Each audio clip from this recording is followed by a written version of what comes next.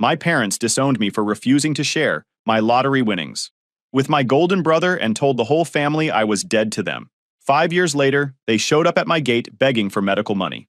I told them ghosts don't have bank accounts and drove away. Hey Reddit, so my parents literally declared me dead to the entire family because I wouldn't hand over my lottery winnings to my golden child brother. 5 years later, they showed up at my gate crying about medical bills. I reminded them that ghosts don't have bank accounts and drove away while they stood there with their jaws on the ground. Let me take you back to where this all started, because the context here is absolutely necessary for you to understand just how satisfying this ending really is. I, 32 male, grew up as the invisible kid in my family. My younger brother Kevin, 30 male, was the golden child from the moment he took his first breath. I'm not being dramatic here. My mom literally has a shrine of Kevin's baby pictures in the living room. You know how many pictures of me are up there? 2. One from my birth and one from my high school graduation, where I'm partially cut off because they were trying to frame Kevin, who was standing next to me. 2 pictures representing my entire childhood. That tells you everything you need to know about my place in this family. The favoritism in my house wasn't even subtle. It was like my parents read a manual on how to create sibling resentment and followed it to the letter. Kevin got everything handed to him on a silver platter, while I had to scratch and claw for every single thing I ever achieved. And I'm not talking about small stuff either. I'm talking about fundamental differences in how we were raised. Different rules, different expectations, different levels of love and attention. When I was 16, I wanted to play football. I had been practicing with friends all summer, and I was actually pretty decent. I came to my parents with a plan. I had researched the costs, the practice schedule, everything. I thought if I showed them I was serious, they would support me. My dad didn't even look up from the television. He said no because equipment was too expensive, and they couldn't afford the time commitment for practices. End of discussion. No negotiation, no trying to find a middle ground. Just no. When Kevin wanted to play lacrosse 2 years later, you would have thought he was trying out for the Olympics. My parents bought him top-of-the-line gear from some specialty shop 3 towns over. They drove him to every practice no matter how far away it was. They attended every single game, wearing custom jerseys with his name on them. They took photos. They posted on social media. They told everyone who would listen about their athletic superstar in the making. When I pointed out the double standard, my mom looked me dead in the eyes and said, Kevin had more natural athletic talent, and it would be a waste not to nurture it. Like I wasn't worth nurturing. Like my potential didn't matter, because Kevin's was somehow more valuable. I ran track by myself, junior and senior year. I paid for my own running shoes with money from my part-time job at the grocery store. I got myself to meets by bumming rides from teammates. They never came to a single one. Not one. I placed 3rd at regionals my senior year, and they didn't even know about it until my guidance counselor mentioned it at a parent conference. The double standards didn't stop at extracurriculars. Kevin's grades were never questioned. When he came home with a C, my mom said he was just finding his groove. When I came home with a B, I got a lecture about not applying myself. Kevin was allowed to go to parties because he needed to socialize and develop his people skills. I wasn't allowed out past 9 on weekends because I needed to focus on my future. Kevin got a brand new car for his 16th birthday. I got the keys to my grandmother's 15-year-old sedan and was told to be grateful I had wheels at all. For college, I got told to figure it out myself. My parents sat me down the summer before my senior year and explained that they couldn't afford to help with tuition. They had already stretched themselves thin with Kevin's expenses, and there just wasn't money left for my education. Community college was my only option because they weren't contributing a dime, not one single dollar. So I figured it out. I worked full-time at a warehouse loading trucks from 11 at night until 7 in the morning. I took classes part-time during the day. I slept when I could, which wasn't often. I ate ramen and peanut butter sandwiches for months at a time. I watched my friends go off to universities and have the college experience while I was grinding away in a fluorescent-lit warehouse surrounded by boxes. It took me 6 years to get my bachelor's degree in accounting. 6 years of exhaustion and sacrifice and doing everything the hard way. When I finally walked across that stage, my parents showed up 20 minutes late. They missed the actual moment when my name was called.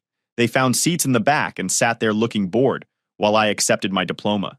They left before the reception because Kevin had a thing. They didn't even stick around for pictures. My coworker from the warehouse took the only photo I have from that day. Kevin went to a state university on my parents' dime. They paid his tuition, his housing, his meal plan, his spending money, his spring break trips.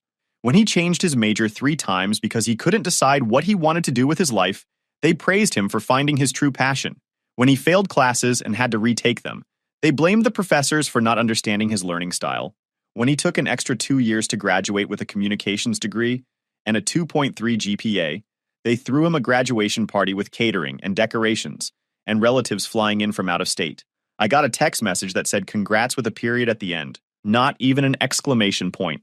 After graduation, Kevin moved back home because he couldn't find a job that matched his expectations. He wanted something creative and fulfilling that also paid well and didn't require too much effort. Shockingly, the job market wasn't exactly overflowing with those opportunities. So my parents converted the basement into a full apartment for him. New carpet, new bathroom, big screen television, mini kitchen, everything he needed to be comfortable while he figured out his next move. I moved into a studio apartment the day after I got my first real job as an accounts receivable clerk at a manufacturing company. The apartment was 400 square feet of stained carpet and flickering lights. The shower barely produced hot water. The walls were thin enough that I could hear my neighbors' phone conversations. I made barely enough to cover rent and food with nothing left over for anything else. When I asked if I could stay at home for just 3 months to save up for a deposit on a better place, my dad told me that real men don't move backwards. He said I needed to stand on my own 2 feet and stop expecting handouts. This from the same man who had just built his other son a luxury apartment in the basement. The irony was not lost on me. Every family dinner was the Kevin show. Every conversation circled back to Kevin's latest achievement, Kevin's new girlfriend, Kevin's brilliant ideas for startups that never materialized. My mom would ask Kevin about his life in exhaustive detail. What are you eating? Are you sleeping enough? Tell us about your friends. Meanwhile, I sat there like a piece of furniture. If someone remembered to ask me anything, it was usually a one-word question that got a one-word answer before the spotlight swung back to Golden Boy. I could cure cancer, and my parents would find a way to mention that Kevin once donated blood. I worked my way up slowly. Accounts receivable clerk to staff accountant to senior accountant. Each promotion came with a little more money and a little more respect. I lived below my means, saved everything I could, and kept my head down. My social life was basically non-existent because I was always working or studying for my CPA exam. But I passed it on the first try, which my parents acknowledged with a text message that said, "Good job." 2 words. Not even a full sentence. Meanwhile, Kevin got a party for landing a 6-month contract gig doing social media for a friend's failed restaurant. Kevin bounced from job to job like it was some kind of extreme sport. Social media manager for a startup that folded after 4 months. Sales rep at a car dealership where he quit after 2 months because the hours were too demanding. Marketing coordinator at a real estate firm where he got let go for spending too much time on personal calls. Assistant at an event planning company where he was fired for missing too many shifts. Every failure was someone else's fault. Every setback was just a stepping stone to something better. And my parents funded every single gap in his employment, without question. They paid his car insurance. They paid his phone bill. They gave him spending money. They bought him new clothes for job interviews. They never once asked when he was going to start standing on his own 2 feet, like they demanded of me. By the time I was 27, I had finally clawed my way to a comfortable position. Controller at a mid-sized manufacturing firm. Good salary, good benefits, good stability. I bought a modest house in the suburbs of Columbus, Ohio. Nothing fancy, just a 3-bedroom ranch that needed some work. The roof was old. The kitchen hadn't been updated since the 80s. The backyard was more weeds than grass. But it was mine. I paid for it with money I earned through years of grinding while my family ignored my existence. Kevin was still living in my parents' basement at 25, still figuring out his path, still being celebrated for his potential that never seemed to turn into anything real. Then the lottery thing happened, and everything changed. I'm not a gambler. Never have been. I don't play cards. I don't bet on sports. I think casinos are designed to separate fools from their money. But my coworker Linda was organizing an office pool for the Mega Millions jackpot that had gotten up to $400 million. She caught me in the break room while I was trying to eat my lunch in peace and asked if I wanted in. $20 for a share of whatever tickets the group bought. I said no at first because $20 was $20 and I didn't believe in throwing money away. Linda wouldn't let it go. She came back to my desk 3 times that afternoon. She sent me 2 emails. She stopped by my office the next morning. Finally, I caved just to get her off my back. I gave her the $20 and figured I would never see it again. The drawing happened on a Friday night. I forgot about it completely until Monday morning when Linda came running into my office, looking like she had seen a ghost. For a second, I thought something terrible had happened. Then she started screaming that we won. We didn't win the big jackpot. Some couple in California got that. But one of our tickets matched 5 numbers without the mega ball. Our group of 12 co-workers split $2.4 million. After taxes and the split, my share came out to roughly $127,000. Now I know what you're thinking. That's not exactly life-changing money. And you're right. It's not quit your job and never work again money. It's not buy a mansion money. It's not even really brag about it money. But for someone who had been scraping by and saving every penny for a decade, it was huge. It represented freedom in a way I had never experienced. I paid off my house. Completely. No more mortgage payments hanging over my head. I paid off my car. I paid off the last of my student loans that had been following me around since community college. I put the rest into investments and retirement accounts. Suddenly, I had zero debt and a fully funded emergency fund. The psychological weight that lifted off my shoulders was something I can't even describe. For the first time in my adult life, I wasn't worried about money. I wasn't living paycheck to paycheck. I wasn't one unexpected expense away from financial disaster. I made the mistake of telling my family. The dinner where I announced my small windfall started normally enough. My mom had made pot roast, and we were all sitting around the table pretending to be a functional family unit. Kevin was going on about his latest business idea, something about a subscription box service for men's grooming products. He had been talking about it for months, but hadn't actually done anything beyond creating a Pinterest board of inspiration. My dad was nodding along like Kevin had just invented the wheel, while my mom looked at him with stars in her eyes. When there was a lull in the Kevin appreciation hour, I casually mentioned that I had some good news. I figured they might actually be happy for me for once. Maybe this would be the thing that finally made them see me as someone worth acknowledging. I told them about the office pool and my share of the winnings. I even downplayed it, saying it was enough to pay off my mortgage and put some away for retirement. I made it sound like less than it was because I didn't want to seem like I was bragging. The silence that followed was deafening. You could have heard a pin drop in that dining room. My mom stopped mid-chew. My dad put down his fork. Kevin looked up from his phone for the first time all evening. They were all staring at me with expressions I couldn't quite read. My mom was the first to speak. She looked at Kevin, then at me, then at my dad. Her voice had this tone I knew all too well. The tone that meant I was about to hear something I didn't want to hear. The tone that usually preceded her explaining why Kevin deserved something, and I didn't. She said it was wonderful news, and that the money couldn't have come at a better time. Kevin had been working on his business plan and just needed some startup capital to really get it off the ground. She suggested that since I was already financially stable with my good job and my little house, maybe I could help my brother finally achieve his dreams. She said it like it was the most reasonable thing in the world. Like, of course, I would hand over my lottery winnings to fund Kevin's subscription box fantasy. I literally laughed. I thought she was joking. I looked around the table waiting for someone to crack a smile, waiting for the punchline. She wasn't joking. None of them were. My dad jumped in before I could respond. He said that family helps family, and that's just how it works. He reminded me that they had always been there for me when I needed them. I almost choked on my pot roast at that one. They had never once been there for me. Not once in my entire adult life. I paid for my own education while they funded Kevin's extended vacation at state school. I paid for my own car while they bought Kevin a new one.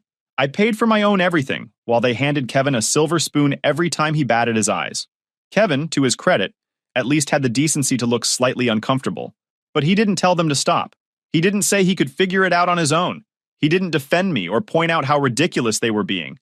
He just sat there looking at me expectantly, like I was an ATM that had finally started dispensing cash. Like my money was his by default because we happened to share parents. I said no. Plain and simple. I told them the money was mine and I had plans for it. Plans that included securing my own future, because nobody else was going to do it for me. I said it calmly and clearly without raising my voice. Really. That's when everything went sideways. My mom started crying. Not sad crying, but angry crying. The kind where her face got red and her voice got loud, and she made sure everyone knew how wounded she was. She accused me of being selfish and ungrateful. She said she always knew I was jealous of Kevin, but she never thought I would be cruel enough to watch him struggle when I had the means to help.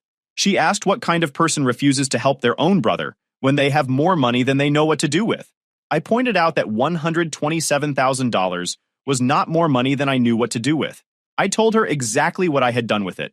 Paid off debts, funded retirement, created an emergency fund. Responsible adult things that they had never helped me accomplish. She didn't care. She just kept crying and talking over me. My dad stood up so fast his chair fell over backward and hit the wall. He called me a disappointment and said that everything they had ever done for me clearly meant nothing. He said Kevin had real potential, and I was just an accountant who got lucky. An accountant. He said it like it was a slur, like the career I had built through years of education and hard work was somehow less valuable than Kevin's potential to maybe someday possibly start a subscription box company if he ever got around to it. I stayed calm. I didn't raise my voice. I didn't storm out. I simply stated the facts. I reminded them of every single time they had chosen Kevin over me. The football versus lacrosse situation.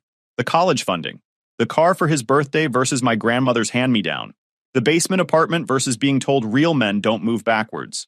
The graduation party versus the 3-letter text message. Every double standard. Every ignored achievement. Every dollar they spent on him while telling me to figure it out myself.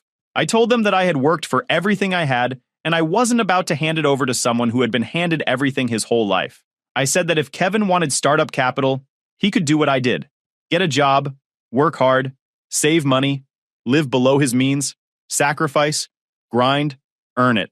Kevin finally spoke up. He said I was being ridiculous and that it wasn't that serious. He said family is supposed to support each other, and I was making a big deal out of nothing. He said he would pay me back once his business took off. The same business that existed only in his head and a Google Doc he started 6 months ago and hadn't touched since. I told him no. I told all of them no. Then I got up from the table, grabbed my jacket, and walked out of that house. Over the next few weeks, the pressure campaign began. My mom called me every day, sometimes multiple times a day. Sometimes she was crying and begging, telling me how worried she was about Kevin's future. Sometimes she was cold and threatening, telling me I was going to regret this when they were gone and I had nobody. She left voicemails that alternated between guilt trips and veiled threats. She texted me Bible verses about family loyalty. My dad sent me long emails about family honor and how disappointed my grandparents would be if they could see how I was acting. He compared me to his brother, who had cut off the family years ago and was now apparently miserable and alone. He told me I was on a path to the same fate if I didn't wise up and start acting like a real member of this family. Kevin showed up at my house twice to plead his case in person. The first time he came with a printed-out business plan that was clearly written in one afternoon. He went through the whole pitch like I was some venture capitalist, and not his brother, who he had barely acknowledged for years. He talked about market opportunities and growth projections and customer acquisition costs. None of the numbers made sense. None of the ideas were original. I told him I wasn't interested and closed the door. The second time he came with our mom. They tag-teamed me on my own doorstep. My mom cried while Kevin gave me the hard sell about how this was his one chance to make something of himself. I told them both to leave. My mom called me heartless. Kevin called me a sellout who forgot where he came from. I closed the door and didn't answer when they knocked for another 20 minutes. Then the family meeting happened. My parents called a gathering at their house with my aunts, uncles, and cousins. My dad called me personally to make sure I would be there. He said it was important family business and my presence was required. I knew it was a trap, but I went anyway because I foolishly believed that maybe the extended family would see reason. Maybe someone would acknowledge that I wasn't obligated to fund Kevin's dreams just because we shared DNA. Maybe one person in that room would be on my side. I was wrong. My mom had spent the weeks before that meeting poisoning the well. She had called every relative. She had sent emails and Facebook messages and probably carrier pigeons for all I know. She had told everyone her version of events. In her story, I had won millions of dollars in the lottery and refused to share a single penny with my struggling brother who just needed a small loan to get on his feet. She conveniently left out the years of favoritism, the financial support they had always given Kevin, the complete lack of support they had given me. She painted me as a greedy monster hoarding wealth while my poor brother suffered. I walked into that living room and every single person looked at me like I was something they scraped off their shoe. My Aunt Patricia spoke first. She's my mom's sister and has always been her biggest enabler. She said she was so disappointed in me and that she never raised her kids to be so greedy. She said money changes people and clearly it had changed me for the worse. She said my grandmother would be rolling in her grave. My Uncle Robert, my dad's brother, said blood was thicker than water and I should be ashamed of myself. He talked about how the family had always helped each other through tough times. He conveniently forgot that nobody had helped me through tough times ever. My cousin Ashley, who I had always thought was the reasonable one, said she couldn't believe I would let money come between me and my family. She said Kevin had always looked up to me, and this was how I repaid that admiration. Kevin had never looked up to me. Kevin barely acknowledged my existence except when he wanted something. I tried to explain. I tried to give them the context they were missing. I started talking about the years of favoritism and the different rules and the financial support Kevin received that I never did. But every time I opened my mouth, someone cut me off. My mom would start crying louder. My dad would talk over me. Kevin would shake his head sadly like I was the one being unreasonable. The narrative had been set before I walked in the door. I was the villain, and Kevin was the victim. Finally, my dad stood up and made his big announcement. He said that since I had made it clear that I didn't consider myself part of this family, they would grant my wish. He said I was dead to them, officially and permanently disowned. He told everyone present that they should treat me the same way. No contact, no acknowledgement, no invitations to family events. As far as they were all concerned, he only had one son now. Then he pointed at the door. My mom was crying again, the satisfied kind of crying that comes from getting your way and wanting everyone to witness your moral victory. Kevin was standing behind them with his arms crossed, looking at me with something close to smugness. My aunts and uncles and cousins were all nodding along, like my dad had just delivered some profound wisdom instead of banishing his own child over money. I stood there for a moment. I looked at each face in that room. These people who were supposed to be my family. These people who had chosen Kevin over me at every single turn, and were now banishing me for refusing to continue the tradition. I said, okay, just okay. Then I walked out of that house for the last time. I drove home that night and sat in my driveway for a long time. Then I went inside and started making changes. I blocked every single one of them the next morning. My parents, Kevin, aunts, uncles, cousins, everyone who was at that meeting, and everyone who reached out afterward to tell me how wrong I was. I changed my phone number the same day, walked into the carrier store, and got a completely new number. I deleted my Facebook account, my Instagram, everything.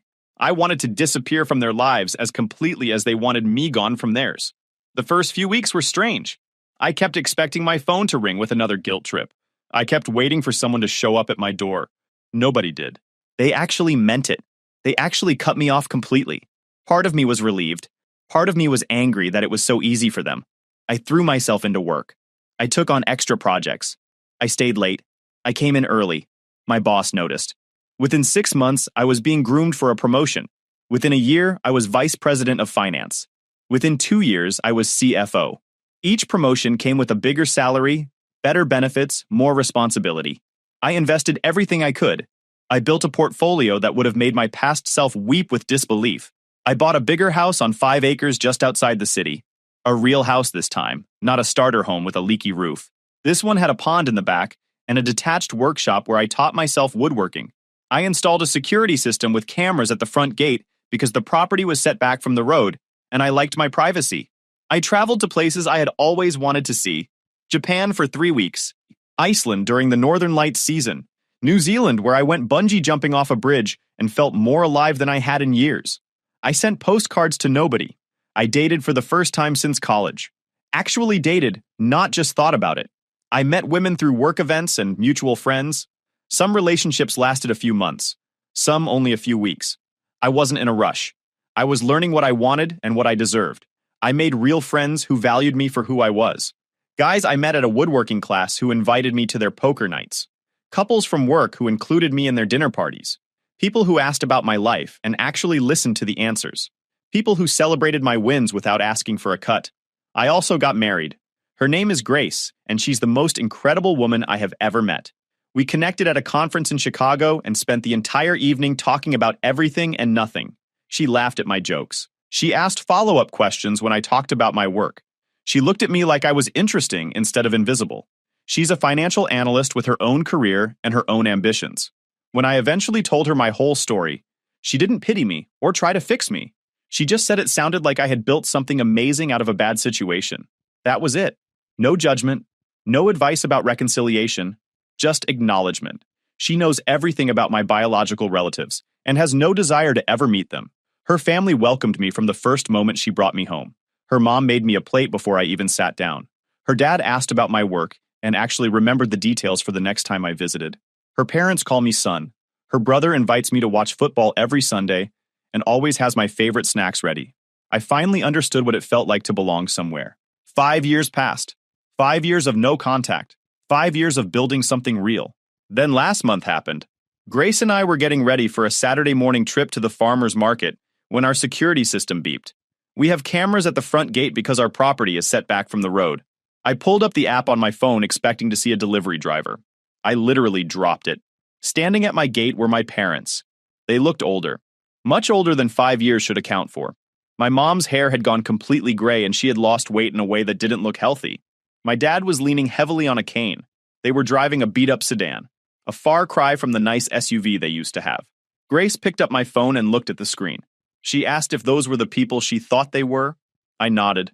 She asked what I wanted to do. I told her I wanted to hear what they had to say. I drove down to the gate in my truck. I didn't open it. I didn't invite them in. I just rolled down the window and asked what they wanted. My mom started crying immediately. She said they had been trying to find me for months. They said they needed to talk to me urgently. They said it was about Kevin. I asked again what they wanted. My dad cleared his throat. The arrogance I remembered was gone. He looked defeated. He said Kevin was sick. Really sick. Some kind of rare autoimmune condition that attacked his nervous system. He needed specialized treatment at a clinic out of state. The treatment was experimental and expensive. Insurance would only cover a portion. They had already burned through their savings. They had taken out a second mortgage on the house.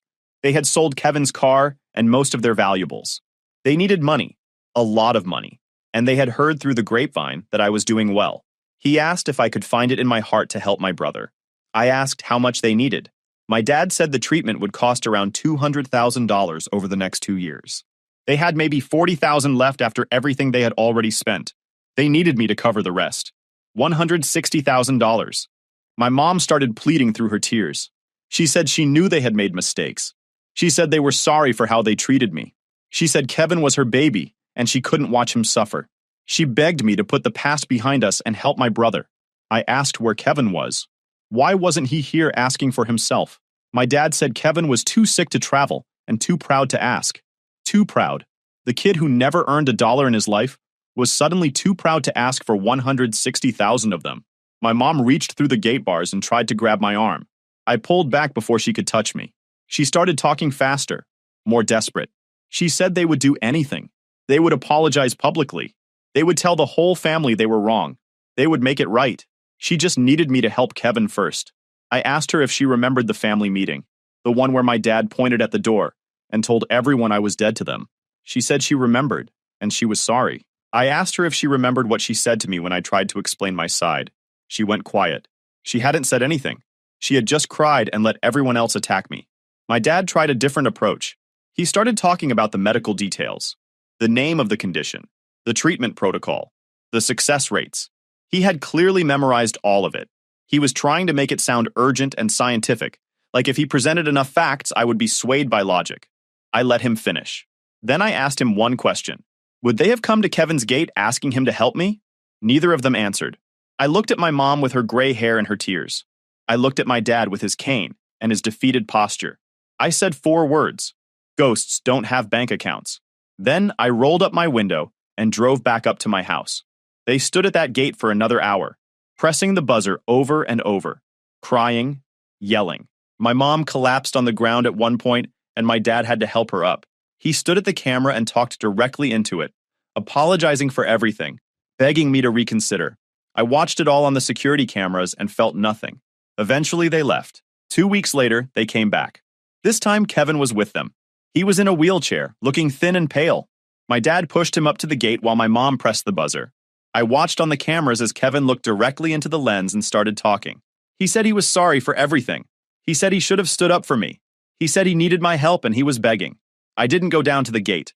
I turned off the monitor and went back to making breakfast with Grace. They stayed for 3 hours. Kevin kept talking to the camera. My mom kept crying. My dad kept pressing the buzzer. Eventually, a neighbor must have called somebody because a police cruiser pulled up. The officer talked to them for about 10 minutes. Then they left. The next week, my Aunt Patricia showed up. She came alone, driving her fancy car up my gravel road like she owned the place. She stood at the gate and demanded I come talk to her. I watched her on the camera for about 30 seconds before I went back to what I was doing. She left after an hour of yelling about family loyalty and how I was killing my brother. Then the letters started arriving. Handwritten letters from my mom, 3 or 4 pages long, talking about all the good times we had as a family. Except I couldn't remember any good times. Every memory she referenced was actually about Kevin. She just didn't realize it. My dad sent a formal letter through a lawyer, asking if I would consider a loan with interest and a payment plan. I threw it away without responding. Kevin sent a letter too. 5 pages of apologies and explanations. He said our parents had always put him in the middle. He said he never asked for the favoritism. He said he knew it was wrong, but he didn't know how to stop it. He said he was dying, and the last thing he wanted was to die without making things right with me. I read the whole thing. Then I threw it away. A month after the gate incident, I got a call from a number I didn't recognize. I answered because I was expecting a work call. It was my cousin Jake, the one who had always seemed uncomfortable at family gatherings. He said he wanted to apologize for the family meeting 5 years ago. He said he knew they were wrong, but he was too scared to speak up. He said my parents had been calling everyone trying to raise money for Kevin, and nobody had much to give. He said they were going to lose the house. I told him I appreciated the apology. I told him I didn't hold anything against him personally. Then I told him that what happened to my parents and Kevin wasn't my problem anymore. He said he understood. He said he just wanted me to know that not everyone in the family agreed with what happened. He said he hoped I was doing well. I told him I was doing great. Last week, Grace and I had dinner with her parents. We told them we're expecting our first child, a little girl. Her mom cried happy tears. Her dad shook my hand and pulled me into a hug. Her brother started making jokes about being an uncle. It was everything I never had growing up. On the drive home, Grace asked if I ever thought about reaching out to my biological family, just to let them know about the baby. I told her no. They declared me dead 5 years ago. Dead men don't send birth announcements. She squeezed my hand and didn't say anything else. Yesterday, I got a notification that someone had been at the gate again. I checked the security footage. It was Kevin, alone this time, in a different wheelchair. He sat there for about 20 minutes without pressing the buzzer or saying anything, just looking at the house in the distance. Then someone came to pick him up and he left. I deleted the footage. Update. Some people have been asking what happened with Kevin's treatment. I found out through a friend of a friend that my parents did eventually raise enough money. They sold the house, took out loans, and apparently got some help from a charity that assists with medical costs. Kevin started treatment about 2 months ago. I don't know how it's going, and I don't plan to find out. My Aunt Patricia apparently told the whole extended family that I'm the reason my parents lost their house. She's been telling everyone I could have saved them, but chose not to. A few cousins have reached out to yell at me. I blocked them all. My cousin Jake messaged me last week to let me know that my parents moved into a small apartment. He said my dad went back to work at 68 to help cover the bills. He said my mom barely leaves the house anymore. He wasn't trying to guilt me. He just thought I should know. I thanked him for the update. Then I went back to painting the nursery. If you enjoyed this video, please hit that subscribe button. It really helps the channel and help us bring you more and better stories. Thanks.